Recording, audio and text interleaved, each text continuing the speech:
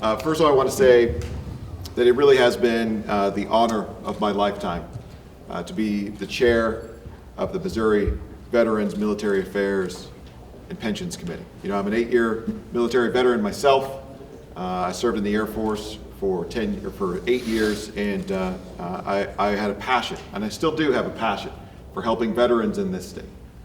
And it's disappointing to me, certainly, that this action taken today by the Senate leadership, which is clearly punitive, retaliatory in action, has occurred. I want to stress, first of all, that my passion helping veterans has not waned, and I will continue to do everything I can to help the veterans in this state advance and be successful here in the Show Me State.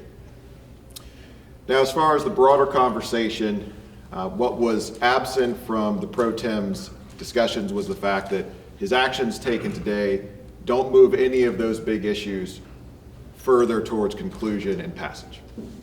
By declaring effectively that they are not interested in working with us and would actually rather take punitive action against us, just reminds me exactly what a few of us are up against in this town.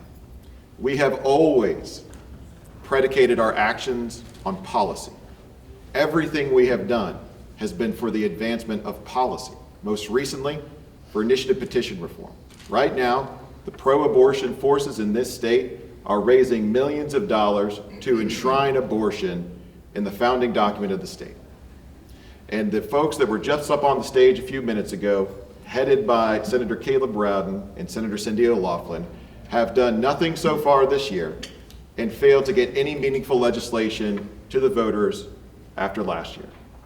And their mantra that we should continue to trust in the process that has failed Missouri year after year after year is the most political, cynical, and quite frankly, disappointing answer we could have hoped for. Now, they talk about civility, and yet for the past week, on this Senate floor, on radio stations all over this state, the members that were on this stage a moment ago have done little more than call us names. They have called us everything from narcissists to charlatans, when all we want to do is pass the big red policy ideas that were promised to voters of this state every 2 years. And then they want to take action today that puts us further away from that. I think I stand with a lot of Missourians today in expressing profound disappointment and the lack of both competence and leadership from both Senator Rowden and Senator O'Loughlin. But I want you to know that no matter how much they throw sticks and stones at us, no matter how many names they call us, no matter how uncomfortable we make them because we're willing to be bold about fighting for our issues, we're not going to give up the fight. We are not afraid of the status quo and the swamp that is trying to prevent good legislation from moving forward. And we're willing to take our case, not just here on the Senate floor, but we will take our case to every one of the 6 million Missourians, including those constituents who sent us here in the first place to fight precisely these kind of maneuvers. So I'd like to turn it over now to my colleague, Senator Denny Hoskins, for a few words. Thank you, Senator Ryan. Yes, it was very disappointing to hear the words from our President Pro Tem, Caleb Rowden, as well as some members of the Republican caucus. You know, what we've seen is what Joe Biden and the swamp has done to President Trump. Trying to silence President Trump and trying to, by any means possible, beat him at the ballot. As everyone knows, Senator Rowden and I are running for the same statewide position, Secretary of State.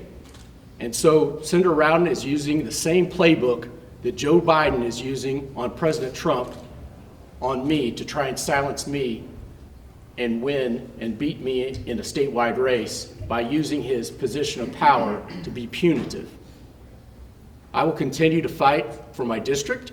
I will continue to fight for my constituents. I've said that my priorities, you can find my priorities in the first 4 bills that I filed. Election integrity, personal property tax cuts, eliminate the sunset on the SAFE Act, IP reform. My SJR is the first SJR that can be referred.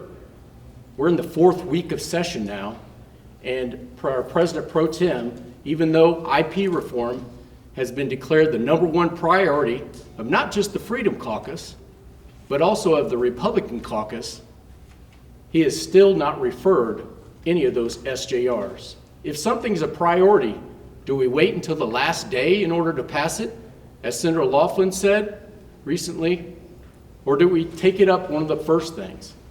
I'm very disappointed in my Republican colleagues, but this is what happens when you're a conservative and the uniparty tries to take over your party. I'm going to continue to stand and fight for my conservative values, my conservative beliefs, and it's unfortunate that our President Pro Tem, Caleb Rowden, has decided to use his office to take and try and beat me in the statewide race of Secretary of State that we're both running for. Thank you. Yeah. Well, I'm just getting up here. I was actually in committee finding out the news that of what just transpired. I think it's a show of inability to lead. You know, a pro tem that comes to the floor last week and says he's never been punitive, yet on full display before you, shows the ultimate display of being punitive. And somebody that wants to go out and say that he's for bringing peace, yet wants to create nothing but war between people who just want to get the policies of the Missouri voters who sent us here done.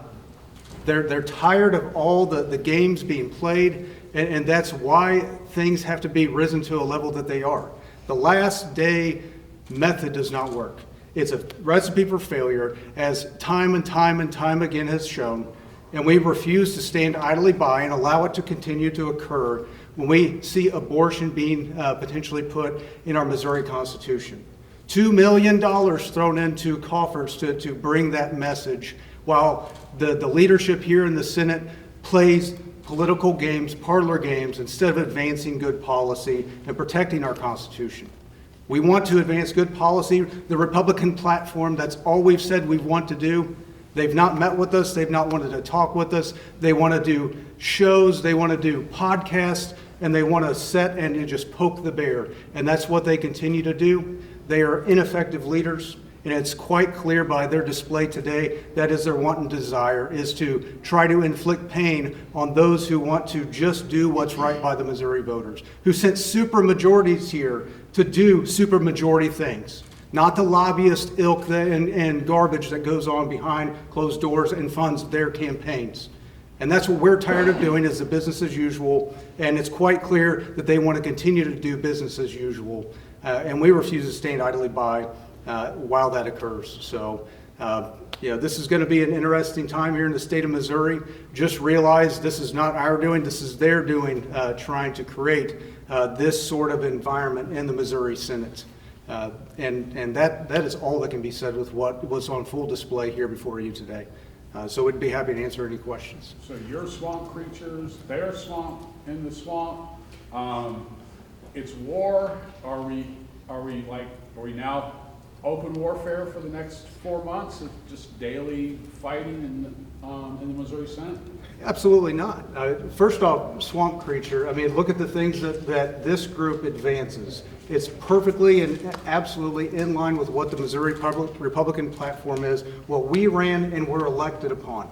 Look at what those who just said we were swamp creatures, what they are trying to advance. It is the swamp creature type legislation that continues to get them reelected while deceiving the voters that sent them here.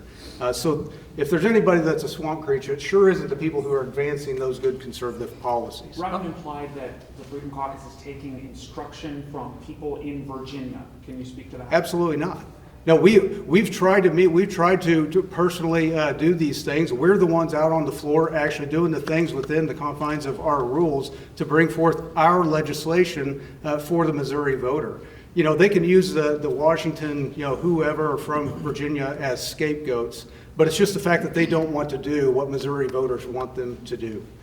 Can I add one thing? Absolutely. Do I strike you as someone that's taking orders from anybody but my constituents? I would also add, so we talked about communication. Our President Pro Tem Rowden, as well as our Majority Floor Leader Cindy O'Laughlin, have not texted me, called me, or asked me to come to their office to see if we can work out any differences. Their lack of communication is very telling. Not one time has any of our leadership come to me and said, hey, let's meet and see if we can figure this out, Senator Hoskins. We heard rumors of this charade going on this past weekend. We heard charade of having a caucus phone call that us 3 senators weren't invited to on Sunday, which begs the question, was there a sunshine violation if there was a caucus phone call where not all members of the caucus were invited? This is very disheartening and concerning that our leadership is not capable of leading. We need new leadership in the Missouri Senate.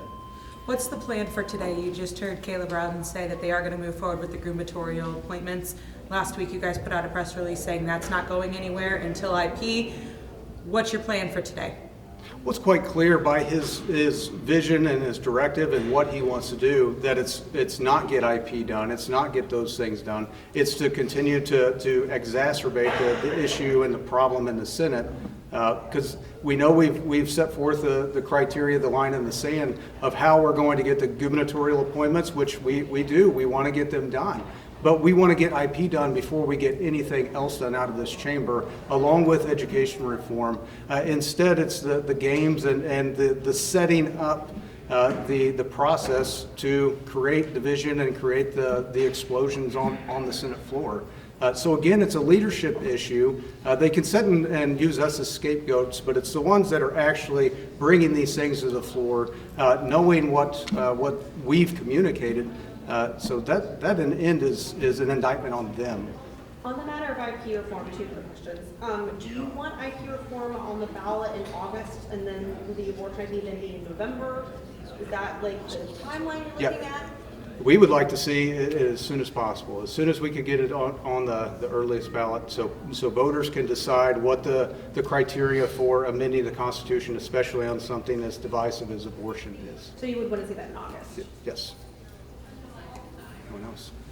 Well, thank you very much. Appreciate your time.